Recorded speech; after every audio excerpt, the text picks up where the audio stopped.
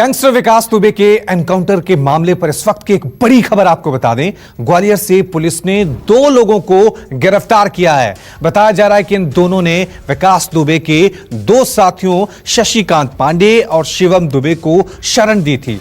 दोनों मददगार ओम प्रकाश और अनिल को गिरफ्तार कर लिया गया है। तो 2 लोगों को गिरफ्तार किया गया है ग्वालियर से। चलिए इस खबर पे और ज्यादा अपडेट के लिए अब सीधा रुख करते हैं हमारे संवाददाता अशोक तिवारी का। अशोक, क्या कुछ जानकारी मिल पा रही है? हालांकि एनकाउंटर हो गया विकास दुबे का, लेकिन गिरफ्तारियों का दौर अब भी जारी है।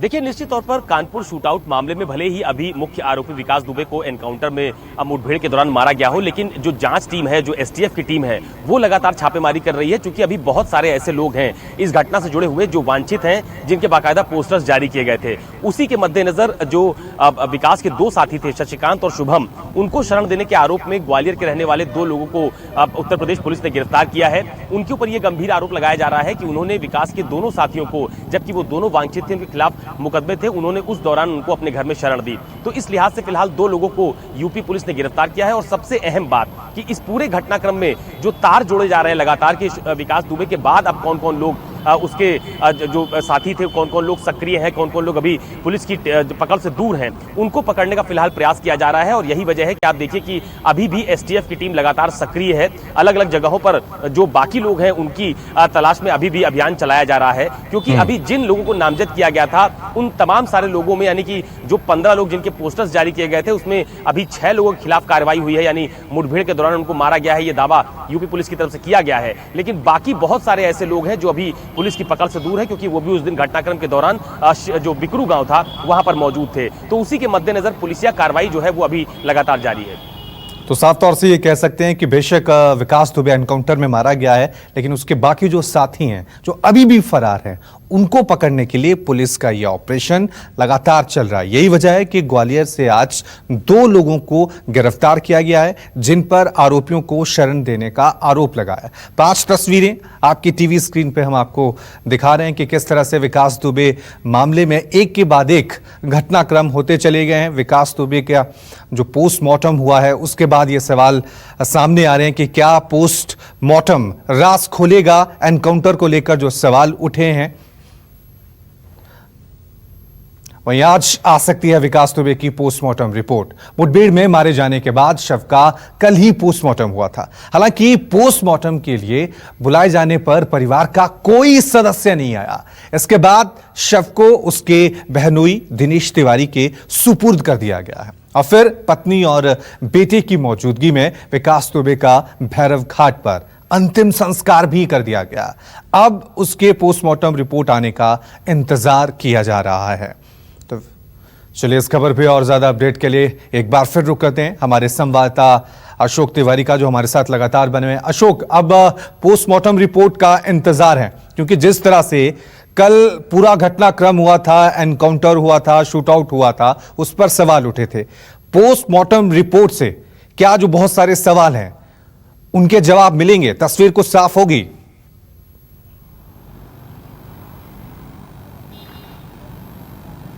देखिए, दरअसल अगर आप कल यूपी पुलिस की थ्योरी पर नजर डालिए तो कल एसटीएफ की तरफ से बाकायदा एक प्रेस नोट जारी करके ये कहा गया था कि जब वो हाईवे की तरफ से कानपुर के अंदर आ रहे थे विकास दुबे को लेकर, एसटीएफ की टीम जब आ रही थी, तो उस वक्त एक डिवाइडर के पास उनकी गाड़ी अचानक से ब्रेक लगाना पड़ा, क्योंकि सामने भैंसों का एक झुंड आ गया था। बहुत सारी भैंसें आ गई थी, जिसकी वजह से ब्रेक लगाना पड़ा और गाड़ी अनियंत्रित हो गई और उसके बाद गाड़ी हाईवे की बाईं तरफ जाके गिर पड़ी।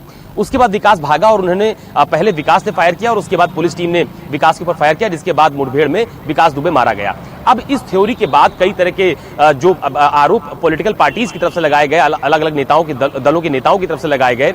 उसके बाद यही कहा गया कि अचानक टोल प्लाजा पार करने के बाद विकास के साथ मुठभेड़ अचानक कैसे हो गई, ये कई सवाल खड़े करती है। ये आरोप जो अपोजिशन की पार्टीज हैं उनकी तरफ से लगाया गया। कल जब डॉक्टर्स के पैनल ने पोस्टमार्टम किया तो उसमें उन्होंने ये साफ कहा कि विकास के शरीर पर 4 गोलियां लगी हैं जो पुलिस की तरफ से चलाई गई मुठभेड़ के दौरान।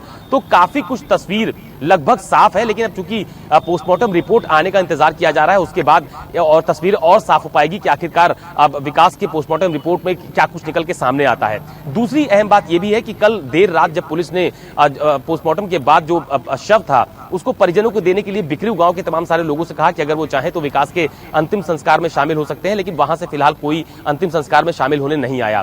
कुछ लोगों की मौजूदगी में, जिसमें विकास की पत्नी थी, उनका बेटा था, उनके मिलने वाले एक आध लोग थे और इसके अलावा उनके जो बहनोई थे, उनकी मौजूदगी में फिलहाल अंतिम संस्कार किया गया। लेकिन उसके बाद से अभी तक तमाम अगर घटनाक्रम पर आप नजर डालिए तो जो मुठभेड़ हुई उस पर कई आरोप लगाए गए हैं कल से लेकर आज तक। तो अब पोस्टमार्टम रिपोर्ट का इंतजार है। उम्मीद है कि अगर पोस्टमार्टम रिपोर्ट सार्वजनिक होगी तो उसके बाद कम से कम जो कुछ सवाल जिनकी वजह से मुठभेड़ सवालों में है उसमें और तस्वीर साफ हो पाएगी, क्लियर हो पाएगा कि आखिरकार वास्तविक घटनाक्रम के दौरान। ठीक है अशोक, आप नजर बनाएं, आपसे हम आगे भी अपडेट लेते रहेंगे, क्योंकि सवाल अब यही उठ रहे हैं कि क्या विकास दुबे की मौत के बाद बहुत सारे ऐसे सवाल हैं, क्या उनके जवाब भी नहीं मिलेंगे, या जो पोस्टमार्टम रिपोर्ट आएगी उसके बाद कुछ तस्वीर साफ होगी, क्योंकि बहुत सारे सवालों के जवाब मिलना भी बाकी है।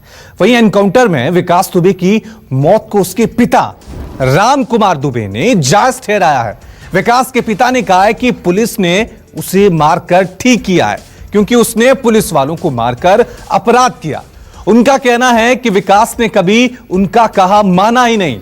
शायद यही वजह है कि उन्होंने उसके अंतिम संस्कार से भी दूरी बनाए रखी।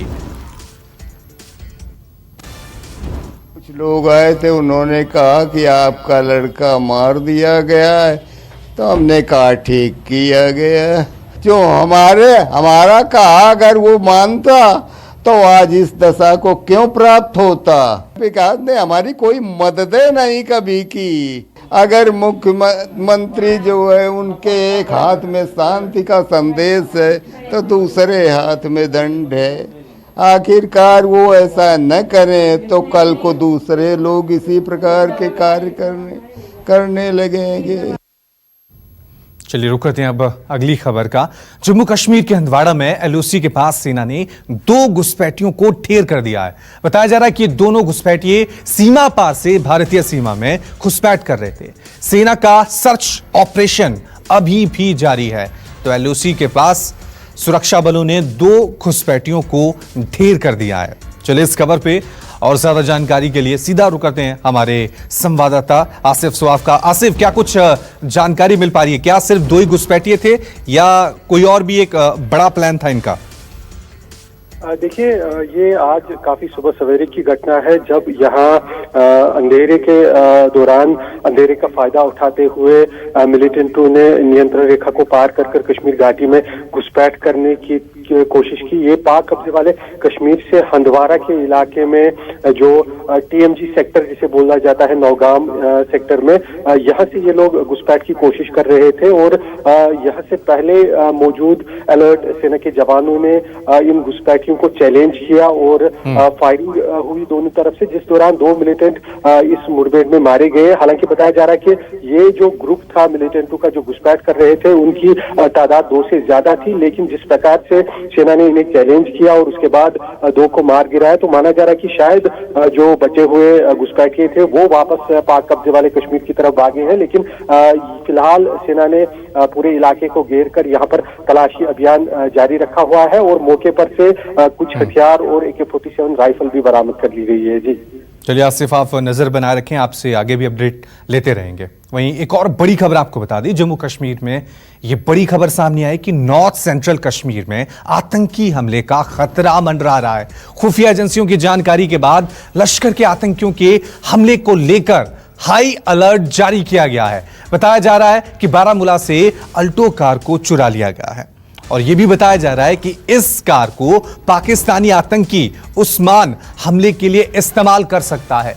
खुफिया रिपोर्ट की माने तो आतंकी आर्मी कैंप या फिर सेना के काफिले को निशाना बना सकते हैं। पूरे इलाके में हाई अलर्ट इस घटना के बाद घोषित कर दिया गया है। तो एक बार फिर पुलवामा की तरह बड़ी साजिश रचने की प्लानिंग आतंकियों की तरफ से की जा रही है और यही वजह है कि जम्मू कश्मीर में अब हाई अलर्ट घोषित कर दिया गया है।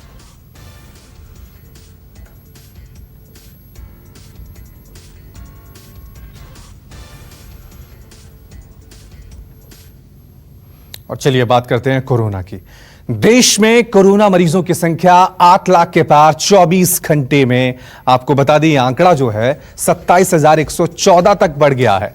नए मामले, ये हम आपको संख्या बता रहे हैं, वहीं 519 लोगों की मौत हो गई है। तो देश में कोरोना मरीजों की संख्या 8 लाख के पार पहुंच गई है। कोरोना के बढ़ते हुए मामले को देखने के बाद वहीं यूपी में फिर से 55 घंटे का लॉकडाउन लगा दिया गया है। यूपी में जरूरी सेवाओं के अलावा बाकी सभी चीजें बंद रहेंगी। तस्वीरें हम आपको दिखा रहे हैं उत्तर प्रदेश के अलग अलग जगहों की, किस तरह से 55 घंटे का लॉकडाउन पूरे उत्तर प्रदेश में लगा दिया गया है। गाजियाबाद, मुरादाबाद, लखनऊ, नोएडा, वाराणसी, हर जगह आपको सड़कें खाली नजर आ रही हैं। सिर्फ जो आवश्यक चीजों की दुकानें हैं वही इस 55 घंटे के लॉकडाउन के दौरान खुली रहेंगी।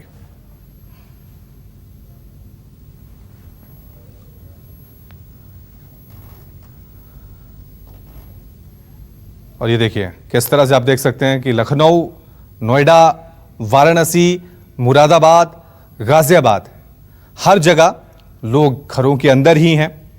तमाम जो आवाजाही है वो नजर नहीं आ रही है। गाजियाबाद में कल रात से एक बार फिर से लॉकडाउन लागू हो गया, जिसका असर हालांकि अभी हल्का नजर आ रहा है। लगातार पुलिस ने अनाउंसमेंट की है कई इलाकों में, अलग अलग जगह जहाँ लाउड स्पीकर से अनाउंसमेंट की कि लॉकडाउन लागू किया जा रहा है। रात 10 बजे से लॉकडाउन लागू हो गया। हालांकि इस दौरान इस 2 दिन के लॉकडाउन खुले रहेंगे। इसके अलावा जो रेलवे है, रेल पहले की तरह चलती रहेगी और साथ ही जो आवश्यक चीज़ें हैं उसकी दुकानें खुली रहेंगी। इसके अलावा केमिस्ट खुली रहेगी और जो दूसरे आवश्यक वस्तुओं की गाड़ियाँ हैं वो भी चलती रहेंगी। इसी तरीके से तो ज़ाहिर तौर पर जिस तरीके के लगातार मामले बढ़ रहे हैं कोरोना के, खासकर उत्तर प्रदेश में, उसको लेकर अब योगी सरकार ने एक बार फिर से लॉकडाउन का फैसला किया। लेकिन सबसे अहम बात, क्या लोगों को समझाने के लिए क्या यही तरीका रह गया लॉकडाउन का? क्योंकि लगातार सरकार अपील कर रही है कि सोशल डिस्टेंसिंग का पालन करें, मास्क लगा कर रखें, लेकिन उसके बावजूद भी आए दिन इस तरह के तस्वीर देखने को मिलती रहती है कि कहीं बड़ी भीड़ इकट्ठा है, कहीं पर कोई जन्मदिन की पार्टी कर रहा है। इस तरह से जो सरकार की तमाम कोशिशें हैं वो नाकाम हो रही है। इसको देखते हुए सरकार ने एक बार फिर से लॉकडाउन का फैसला किया है। तो संबीर सिंह के साथ मैं कौशिक, न्यूज़ 24 गाजियाबाद। चलिए इस खबर पे और ज्यादा अपडेट के लिए अब सीधा रुक करते हैं हमारे संवाददाता विमल कौशिक का। विमल, 55 घंटे का लॉकडाउन लगा है उत्तर प्रदेश में। जिस तरह से कोरोना के मामले बढ़ते हुए दिख रहे थे, उसको लेकर यह फैसला लिया गया था। किस तरह से आपको दिख रहा है लॉकडाउन का उत्तर प्रदेश के अलग अलग जगहों पे? क्या लोग इसका पालन कर रहे हैं? पुलिस की किस तरह से व्यवस्था है? देखिए, गाजियाबाद की अगर बात करें, मैं गाजियाबाद के खोड़ा के पास मौजूद हूँ और खोड़ा वो जगह है जो हॉटस्पॉट है, जहाँ पर कंटेनमेंट जोन है काफ़ी ज़्यादा। उसके बावजूद भी मिला जुला असर है। मैं आपको तस्वीर दिखाता हूँ। देखिए, जहाँ तक दुकानों की बात है, दुकानें बंद हैं और पुलिस यहाँ पर, दूसरी तरफ पुलिस भी खड़ी है, लेकिन पुलिस महज खाना पूर्ति कर रही है। आपको आप सड़क पर दूसरी तरफ की तस्वीर दिखाता हूँ। देखिए, भीड़, लोग जो हैं वो गाड़ियों में नहीं निकल रहे, लेकिन पैदल ही बाहर निकल रहे हैं और ऑटो भी पहले की तरह ही चल रहे हैं। यानी कि लोग इस लॉकडाउन को गंभीरता से नहीं ले रहे हैं। हालांकि उनकी भी मजबूरी है, क्योंकि कुछ जगह पर हमने लोगों से बात की थी तो उन्होंने यही कहा कि उनके ऑफिस खुले हैं तो उनको निकलना घर से मजबूरी है और इसीलिए शायद ये भी वजह है कि पुलिस रोक नहीं रही। हालांकि पुलिस लगातार अनाउंसमेंट कर रही है जगह जगह कि लॉकडाउन है और लोग घरों से ना निकलें। पर अगर इसकी बात करें तो यहाँ पर मिला जुला असर है। सड़कों पर गाड़ियों की आवाजाही कम है, लेकिन लोग बनिस्बत पहले की तरह ही यहाँ पर खोड़ा जैसे इलाके में जो कंटेनमेंट जोन है, हॉटस्पॉट रहा है, वहाँ पर बहुत ज्यादा केसेज है और वहाँ पर इस तरह से भीड़ साफ तौर से विमल, हम देख रहे हैं कि कुछ जगहों पे बेशक इसका असर दिख रहा है, लेकिन बहुत सारी ऐसी जगह है जहां पर लोग निकल रहे हैं क्योंकि उनके ऑफिस आज भी खुले हुए हैं। बहुत बहुत शुक्रिया विमल तमाम जानकारी के लिए। नमस्कार, मैं हूं मानक गुप्ता। अगर आपको हमारा ये वीडियो पसंद आया हो तो इसे लाइक और शेयर जरूर करें और हां, हमें सब्सक्राइब और फॉलो करना ना भूलें ताकि आप देश और दुनिया की कोई खबर मिस ना करें। तो जुड़े रहिए हमारे साथ और देखते रहिए न्यूज़ 24।